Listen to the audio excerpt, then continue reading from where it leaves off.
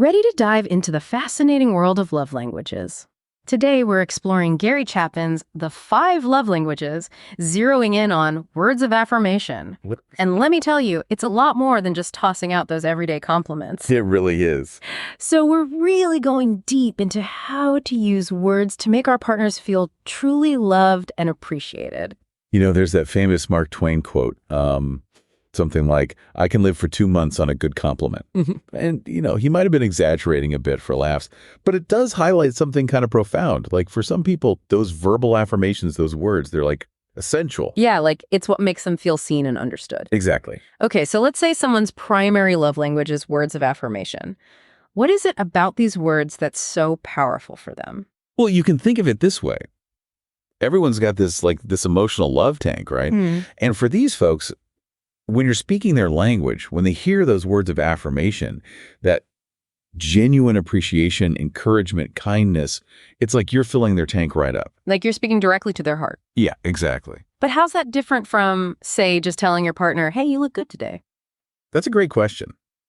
A compliment, yeah, that might give their tank a little boost, but words of affirmation, they go way deeper, right? Yeah. It's about truly seeing them. Okay, so seeing them as opposed to seeing, like, their outward appearance. Right. It's about acknowledging their efforts, validating how they feel, saying, I get you, not just I see you. So how do we make that jump from those like surface level compliments to those deeper, more impactful affirmations? Give us the good stuff. All right. Well, let's talk about encouragement, for example. Chapman tells this story about this couple, Allison and Keith. Allison, she'd always loved writing, but life happens. She put her passion on hold to, focus on her career, her family. So that dream was just kind of simmering on the back burner. Exactly. And then Keith, bless his heart, he stumbles upon one of Allison's old writing samples. And instead of just being like, oh, honey, this is nice, he's blown away. He sees her talent, her potential. He really sees it. He does. And he tells her straight up, you are good. You need to share this gift. Wow. Talk about a vote of confidence. Right. And that's exactly it. It wasn't just, oh, I like your writing style. It was an affirmation of her, like her identity as a writer. So much more powerful. Right. And that validation coming from someone she loved, it gave her the courage to overcome her own insecurities and pursue her passion. And guess what? Fast forward, she's a published author. That's incredible. It is. And it all started with a few powerful words of affirmation. That's amazing. But it does kind of beg the question, what if you're not naturally gifted with this whole words of affirmation thing, Can you actually learn to speak this love language, even if it doesn't come naturally? Absolutely. Think of it like, learning any new language. It takes practice. It takes intention. One of the things Chapman really emphasizes is the importance of empathy. Empathy. So it's like, more than just picking the right words, it's about really getting where your partner's coming from. Yeah, totally. It's about tuning into their values, what their dreams are, even their insecurities.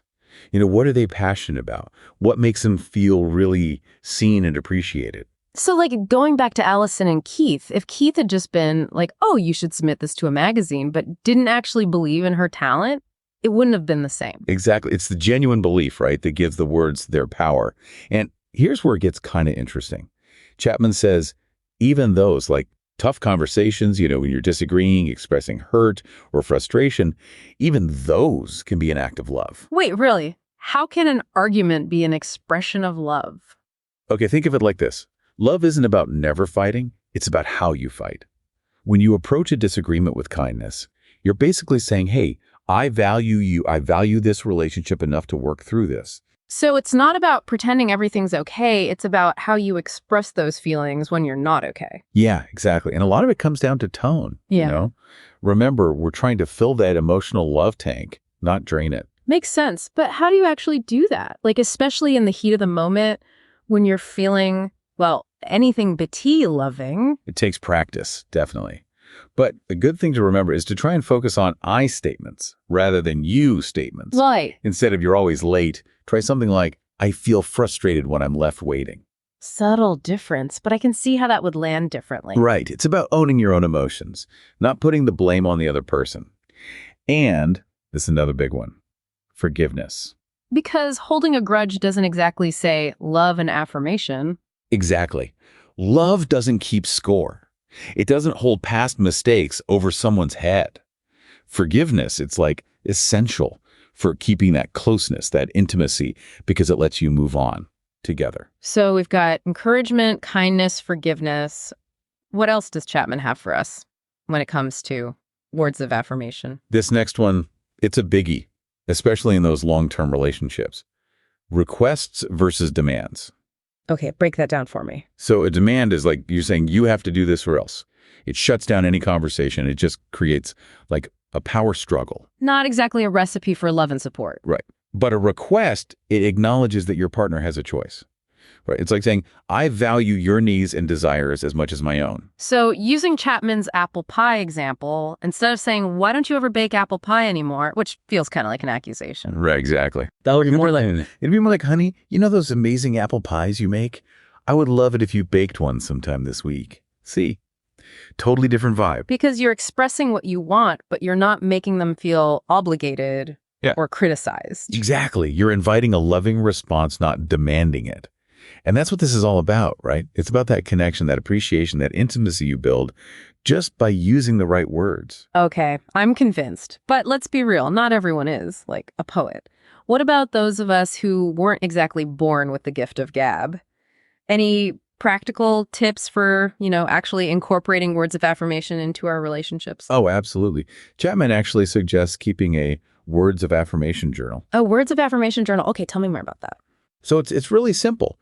Anytime you come across a phrase, maybe you're watching a movie or reading a book, or even just overhearing a conversation and something clicks, some phrase that just screams affirmation, write it down. Ah, I like it. That way you build up this collection of loving phrases, and the next time you want to express that to your partner, boom, you've got this whole arsenal of heartfelt language at your fingertips. So you're basically training your brain to look for those affirming words so they become a more natural part of how you communicate. Exactly. And the best part is you don't have to make grand gestures, right? Yeah. Even those small, consistent efforts, just a quick, hey, I appreciate you, or I'm so proud of you.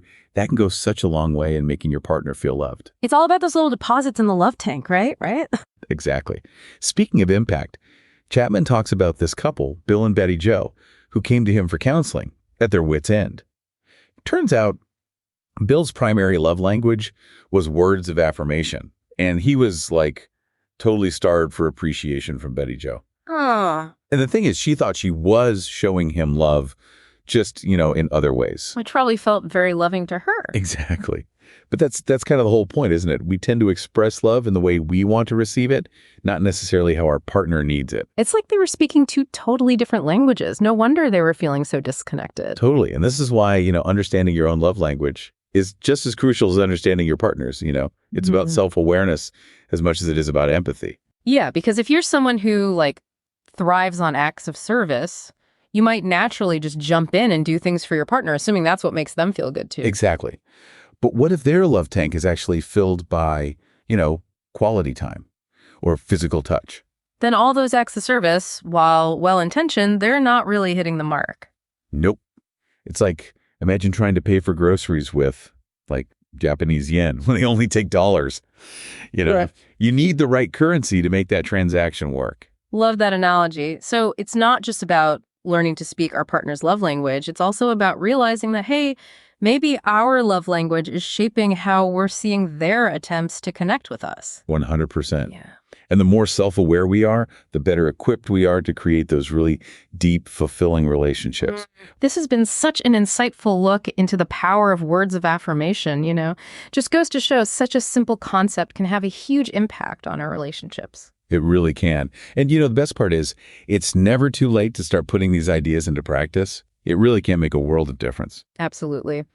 So as we wrap up this deep dive, just one final thought-provoking question for you to ponder. What one small, specific act of affirmation could you do today to show your loved ones you care? Because, sometimes those little gestures mean the most. Words have power, right? Yeah. Choose them wisely, use them generously, and just watch those relationships flourish.